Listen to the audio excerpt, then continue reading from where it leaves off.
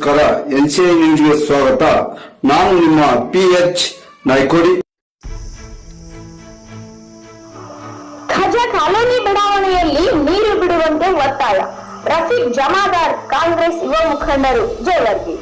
ಪಟ್ಟಣದ ಪುರಸಭೆ ವ್ಯಾಪ್ತಿಯಲ್ಲಿ ಬರುವ ಖಜಾ ಕಾಲೋನಿ ಬಡಾವಣೆಯಲ್ಲಿ ಕುಡಿಯುವ ನೀರಿನ ಸಮಸ್ಯೆ ಪರಿಹರಿಸುವಂತೆ ಒತ್ತಾಯಿಸಿ ಬಡಾವಣೆಯ ಸಾರ್ವಜನಿಕರು ಪುರಸಭೆ ಮುಖ್ಯ ಅಧಿಕಾರಿ ಶಂಭುಲಿಂಗ ದೇಸಾಯಿ ಅವರಿಗೆ ಮನವಿ ಪತ್ರ ಸಲ್ಲಿಸಿದರು. ಸುಮಾರು 1 ತಿಂಗಳ ಕಾಲ ಗತಿಸಿದರೂ ಕುಡಿಯುವ ನೀರಿನ ಸಮಸ್ಯೆ ಬಗೆಹರಿಸಲು ಆಗುತ್ತಿಲ್ಲ.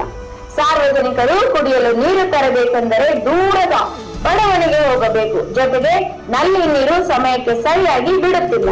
ರಂಜಾನ್ ತಿಂಗಳಲ್ಲಿ ಸಂಪೂರ್ಣವಾಗಿ ನೀರಿನ